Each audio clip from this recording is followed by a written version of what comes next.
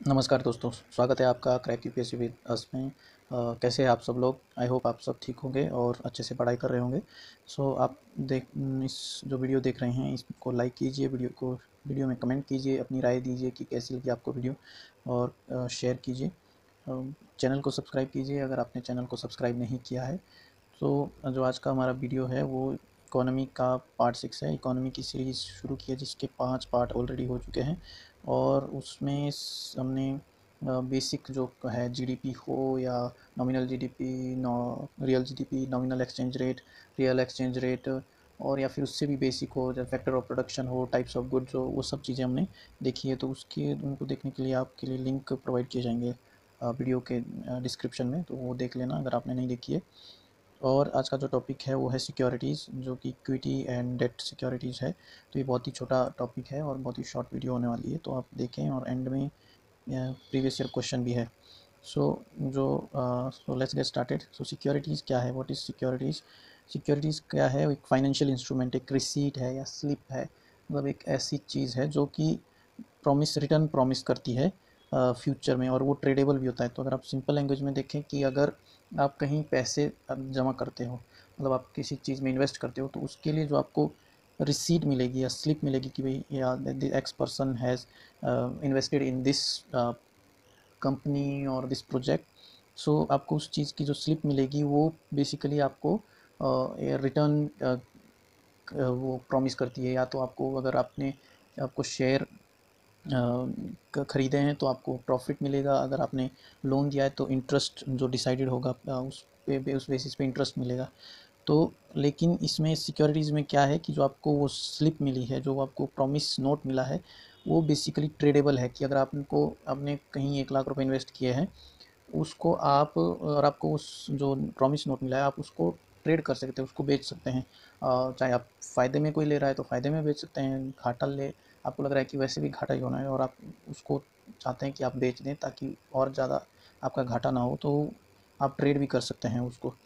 तो जैसे कि एनडीटीवी में अभी रिसेंटली जो केस है उसमें क्या हुआ कि एनडीटीवी को लोन की ज़रूरत पड़ गई 2009 में, और उन्होंने बीपीसीएल से लोन लिया 403 करोड़ का। और एनडीटीवी ने क्या किया कि उनको उनको उनको दी प्रॉमिस नोट लिख के दिया कि बस 29 पॉइंट समथिंग परसेंट की जो वो इक्विटी उन्होंने 403 करोड़ पे मिली थी बीपीसीएल को, उस पर एक प्रॉमिस नोट दिया कि अगर हम रीपे ना करें वो लोन, तो उस जो 29.3% या 8% जो भी इक्विटी उनकी बनती थी बीपीसीएल के एनडीटीवी में, वो ट्रेडेबल होगी। उसको आप 99 पॉइंट समथिंग परसेंट आप किसी और को बेच सकते हैं।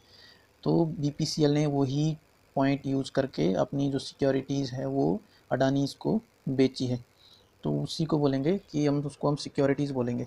अगर हम एग्जांपल के तौर पे देखें कि क्या चीज़ सिक्योरिटी नहीं है, जैसे आप 1 लाख रुपए अपने बैंक अकाउंट में जमा कराए और आपको पासबुक मिलती है, उस पे आपके रिकॉर्ड होता है कि आपने कितने पैसे, आपका बैलेंस है अकाउंट में। अब वो पासबुक भी एक प्रकार से प्रॉमिसरी नोट ही है कि आपका बैलेंस दिखाता है कि हाँ, आपके अकाउंट में ये चीज़ जमा है, इतने पैसे जमा हैं। लेकिन वो जो पासबुक है आप उसको बेसिकली आप सेल नहीं कर सकते, वो ट्रेडेबल नहीं है। ऐसा नहीं कि आपको जो पासबुक मिली है उसको आप ट्रेड करेंगे आगे कि भाई मेरा इसमें घाटा हो रहा है, कम इंटरेस्ट मिल रहा है बैंक में तो मैं आगे ट्रेड कर दूं, तो ऐसा नहीं हो सकता है। तो बेसिकली मतलब जो आप डिमांड डिपॉजिट करते हो अपने बैंक अकाउंट में वो ट्रेडेबल नहीं है, तो वो सिक्योरिटीज़ नहीं है। तो सिक्योरिटीज़ का आई होप आपको क्लियर हो गया होगा कि सिक्योरिटीज़ क्या है। तो ट्रेडेबल टाइप्स ऑफ सिक्योरिटीज़ क्या है? टाइप्स ऑफ सिक्योरिटीज़ है equity security and debt security. अब इक्विटी सिक्योरिटी क्या है? Represent ownership held by share holder in a company. अब इसमें क्या है, आपने पैसे लगाए, सेम अगर वो एनडीटीवी का केस ले तो बीपीसीएल ने पैसे लगाए एनडीटीवी में और उनको क्या मिल गया? शेयर मिल गया 29.8% का एनडीटीवी में। अगर वो 29.8% का शेयर उनको मिला एनडीटीवी में, तो उसको क्या बोलते हैं? Equity security. बेसिकली उन्होंने इक्विटी मिली, जो बीपीसीएल है वो एनडीटीवी में इक्विटी मिली, और उसके बदले उन्होंने 403 करोड़ रुपए एनडीटीवी को दिए। तब उसमें इनको क्या, बीपीसीएल को क्या मिला? बीपीसीएल अब वो जो इक्विटी होल्डर है उनके कंपनी में, मतलब उनकी परसेंटेज है, ओनरशिप है एनडीटीवी में, 29% की, उनको वोटिंग राइट मिले हैं, उनको प्रॉफिट मिलेगा, डिविडेंड मिलेगा। डिविडेंड मतलब क्योंकि आप शेयर मार्केट में जो आप पैसा कमाएंगे उसमें जो प्रॉफिट होगा उसमें भी डिविडेंड मिलते हैं, कैपिटल गेंस मिलते हैं। तो उसको क्या बोलते हैं, इक्विटी सिक्योरिटी बोलते हैं, जहाँ आपको ओनरशिप राइट मिले, आपको वोटिंग राइट मिले आपकी परसेंटेज के हिसाब से। डेट सिक्योरिटी क्या है, वो कि मनी बोरो की है और वो बाद में रीपे करनी पड़ती है। बेसिकली जैसे आप लोन लेते हैं तो वो उसका टर्म डिफाइन होता है, कितना अमाउंट लिया है, कितने इंटरेस्ट पे लिया है, तो और उसकी इंटरेस्ट रेट, मैच्योरिटी रेट की कब वापस करना है, वो सब फिक्स्ड होता है। और इसमें जो होल्डर्स है वो को डेट सिक्योरिटी मिलता है, और वो इंटरेस्ट मिलता है, और उसको प्रिंसिपल जो जो होता है अमाउंट उसने जब पहले पे किया है, जैसे कि एनडीटीवी मान लो किसी ने लोन लिया है 100 करोड़ का, तो वो बेसिकली वो लोन इंटरेस्ट भी देना पड़ेगा और 100 करोड़ भी वापस करने पड़ेंगे, तो वो डेट सिक्योरिटी हो गया। और डेट सिक्योरिटी भी जो उसमें आपको वो भी ट्रेडेबल है। डेट सिक्योरिटी में जो आप प्रॉमिसरी नोट मिलता है कि आपके इतने टाइम बाद वो पैसे इतने इंटरेस्ट के साथ वापस मिलेंगे, वो चीज़ प्रॉमिसरी नोट है। और जो डेट सिक्योरिटी होल्डर है वो बेसिकली इस चीज़ को ट्रेड कर सकता है।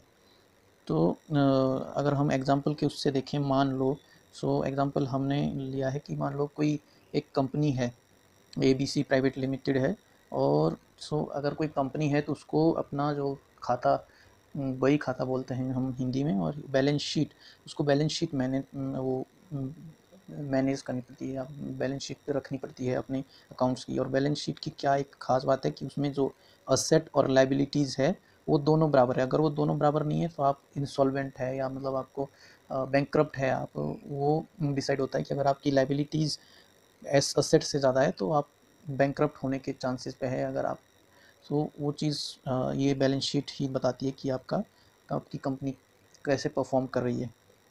एसेट एंड लाइबिलिटीज़ दोनों बराबर होनी चाहिए बैलेंस शीट में। अब मान लो कि एक कंपनी है, और कंपनी में उस कंपनी के मालिक ने उसको स्टार्ट किया, तो उसके स्टार्ट में ही 1 करोड़ जो है उसके कंपनी का जो अकाउंट है उसमें जमा करा दिए, और कंपनी की तरफ से उसको ओनरशिप डॉक्यूमेंट मिल गया। वो ओनर को क्या मिल गया, ओनरशिप डॉक्यूमेंट मिल गया। अब वो उसका ओनरशिप डॉक्यूमेंट मिला, तो क्या है कि अब जो कंपनी है उसके पास 1 करोड़ जो ओनर ने जमा किया है वो असेट हो गया, कैश जमा किया है तो 1 करोड़ असेट जमा हो गया। लेकिन ओनर को जो वो ओनरशिप डॉक्यूमेंट दिया है वो बेसिकली 1 करोड़ की लाइबिलिटी है वो कंपनी पे। 1 करोड़ की लाइबिलिटी है, तो अभी सिस्टम बराबर है, 1 करोड़ कैश है, उसको असेट है, उसको यूटिलाइज कर सकती है कंपनी, और 1 करोड़ का जो प्रॉमिस है डॉक्यूमेंट वो लाइबिलिटी है कंपनी पे। अब कंपनी को क्या है, और मान लो और कैश चाहिए या एक्सपेंड करने के लिए, तो उसने क्या है कि 2 करोड़ का लोन ले लिया। तो जो पहले वाला था वो इक्विटी सिक्योरिटी थी, और दूसरा है कि उसने 2 करोड़ का लोन ले लिया, और फिर उसको क्या है कि 2 करोड़ का लोन ले लिया, तो वो पैसा और जमा हो गया कंपनी में, तो 1 करोड़ पहले से था, 2 करोड़ और दिए, तो वो 3 करोड़ असेट हो गए। और वो 3 करोड़ की जो लाइबिलिटीज़ है, वो जो डॉक्यूमेंट साइन करके वो ऑब्लिगेशन है कंपनी पे कि उसको पे करना है लेटर ऑन, वो उसको क्या बोलेंगे, उसको बोलेंगे लाइबिलिटीज़। तो वो 2 करोड़ की लाइबिलिटीज़ और आ गई कंपनी पे। टोटल असेट हो गए 3 करोड़, और टोटल लाइबिलिटीज़ भी हो गई 3 करोड़ की। मान लो अब कंपनी क्या है, और चाहती है कि वो और पैसा जमा करे, लेकिन उसको कोई इंडिविजुअल वो बायर या लोन प्रोवाइडर नहीं मिल रहा है। तो क्या है कि वो रिटेल मार्केट में, जिसको शेयर मार्केट भी बोलते हैं, उसमें जाकर वो क्या करे कि एक अपना जो पर्टिकुलर वो निकाले कि भाई इस इंटरेस्ट रेट पे हम लोन लेने के लिए तैयार है, पर्टिकुलर इंटरेस्ट रेट पे। तो सपोज कंपनी ने 1 लाख लोगों को अप्रोच किया, और 1 लाख लोगों ने क्या है कि 100-100 रुपये मान लो कंपनी में जमा किए। अब और वो 5 साल के लिए कंपनी में फ़िक्स्ड इंटरेस्ट रेट 10 रुपये की 10% की इंटरेस्ट रेट पे वो कंपनी में उन्होंने जमा करवा दिए। तो कंपनी को 1 करोड़ मिल गया, 1 लाख लोगों से 100-100 रुपये मिले, और कंपनी ने सभी 1 लाख जो इंडिविजुअल थे उनको क्या है, प्रॉमिसरी नोट, या जो एक रिसीट है कि भाई हाँ तुम्हारा जो अब पैसा है वो हमारी कंपनी में एज ए लोन है, और उसका 5 साल के लिए और 10% इंटरेस्ट रेट पे है। तो वो लाइबिलिटी हो गई 1 करोड़ की कंपनी पे, और 1 करोड़ का असेट भी मिल गया कंपनी को। अब क्या होता है कि जो वो 1 लाख लोग हैं उसमें उनको क्या हो गया कि वो कंपनी 10% इंटरेस्ट दे रही है, और जो बैंक है वो 9% इंटरेस्ट दे रहे थे, इसलिए उन्होंने उस कंपनी में इन्वेस्ट किया। लेकिन अब क्या हो गया कि बैंक जो है उन्होंने इंटरेस्ट रेट 12% कर दी, लेकिन जो कंपनी है वो सिर्फ 10% ही दे रही है। वो फिक्स्ड है कि 10% ही मिलेगा इंटरेस्ट रेट अगले 5 साल तक। तो अब उनका जो जिन्होंने इन्वेस्ट किया उनका तो घाटा है, 2%, बैंक 2% ज़्यादा दे रहा है, 12% दे रहा है। तो अब वो लोग क्या कर सकते हैं, क्योंकि जो सिक्योरिटीज़ है वो ट्रेडेबल होती है, तो उनके पास ऑप्शन है कि वो अपनी सिक्योरिटी जो उनको मिली है कंपनी की तरफ से, नोट मिला है कि वो फिक्स्ड 10% 5 साल के लिए, और प्रिंसिपल अमाउंट वापस मिल जाएगा, तो वो जो नोट है उसको सेल कर सकते हैं। अब उसको सेल करेंगे तो क्या है कि अब कोई भी वो जो पैसा है वो प्रोमिसरी नोट है वो नहीं लेना चाहेगा। क्यों कोई लेगा, तब बैंक वाले 12% दे रहे हैं और उसमें सिर्फ 10% ही मिलेगा। तो अब और जो जो इन्वेस्टर है जिसने इन्वेस्ट किए हैं, जिन्होंने वो 1 लाख लोगों ने इन्वेस्ट किया है, अब उनको लग रहा है कि यार हमारा जो पैसा है वो बेसिकली यहाँ घाटे में आ रहा है, और इंटरेस्ट बढ़ेगा बैंक में, तो हम और घाटे में चले जाएंगे। तो उससे अच्छा है कि हम अपनी जो सिक्योरिटीज़ है उसको ट्रेड कर देते हैं मार्केट में। तो अब उनको अगर उस सिक्योरिटीज़ के लिए बायर चाहिए तो उनको कुछ ऐसा ऑफ़र करना पड़ेगा ताकि वो बैंक के जो इंटरेस्ट रेट है उससे ज़्यादा जो बायर होगा उसको मिले। जो बायर है उसको मिलना इसलिए उन्होंने क्या किया, जो 1 लाख लोग हैं उन्होंने 100 रुपये जो जमा किए थे, अब वो 100 रुपये वो डिस्काउंट रेट पे वो ओपन मार्केट में बेच देंगे। मान लो वो 80 रुपये में बेच देते हैं, अब वो उन्होंने 80 रुपये में किसी को बेच दिए। अब उस पर्सन ने उनको 80 रुपये दिया, उनको वो घाटा जो भी हुआ 20 रुपये का वो हुआ, लेकिन उस बायर ने 80 रुपये में ले लिया, लेकिन प्रॉमिस 100 रुपये का है, और 100 रुपये में 10% इंटरेस्ट रेट भी है। अब वो 10% इंटरेस्ट रेट 100 रुपये में है, लेकिन जो बायर जिसने 80 रुपये में लिया है उसको तो ये समझो कि उसको ये 80 रुपये के ऊपर कितना परसेंटेज मिलेगा। अगर आप कैलकुलेट करोगे तो 100 पे 10% मिलता है, मतलब आपको 10 रुपये मिलेंगे पर ईयर। लेकिन अगर वही 10 रुपये मिल रहे हैं लेकिन वो 80 रुपये में मिल रहे हैं, तो वो 12.5% इंटरेस्ट रेट बन गया। तो जिसने वो डिस्काउंट रेट पे ख़रीदा है 80 रुपये में, उसका तो फ़ायदा हो गया, यहाँ उसको 12.5% वो मिल गई, क्या बोलते हैं उसको, इंटरेस्ट मिल गया।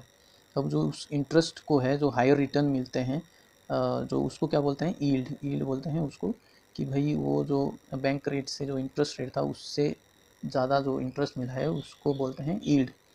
और जो भी ये जो स्लिप है जो बेसिकली ट्रेड कर रहे हैं लोग, जो आपको प्रॉमिसरी स्लिप है उसको बेसिकली बॉन्ड बोलते हैं। सो बॉन्ड प्राइस जो है मार्केट में वो घटता है वो बैंक रेट के उस कंपैरिजन में, या बढ़ता है उस बेसिस पे लोग अपने जो बॉन्ड्स है वो सेल या बाय करते हैं। तो ये हो गया बेसिकली एक स्टोरी हो गई किसकी, सिक्योरिटीज़ की, कि कैसे कंपनीज़ ये सिक्योरिटी बाय एंड सेल करती है।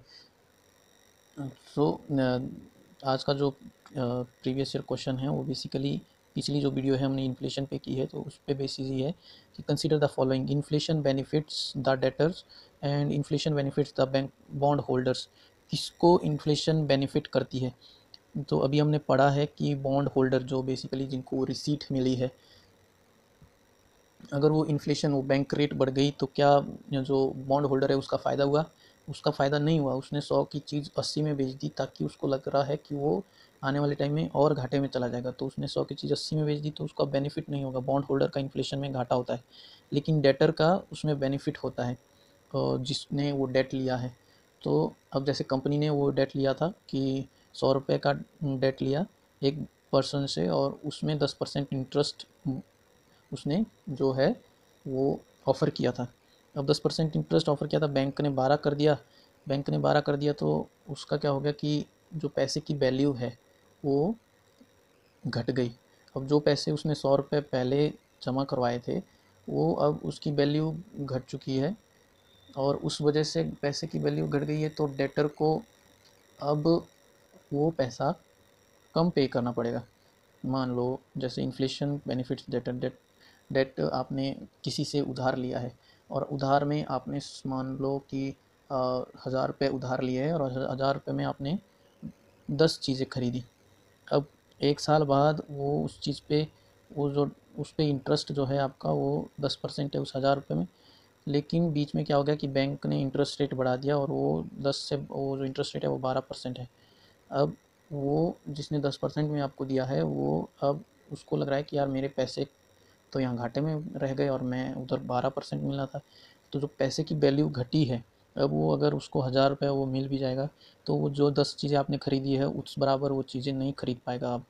तो इसका मतलब है कि यहाँ वन ऑप्शन जो है वो सही है, और दूसरा जो है गलत है। तो आंसर एक ए जो है, यहाँ आंसर ए है। So thank you for watching.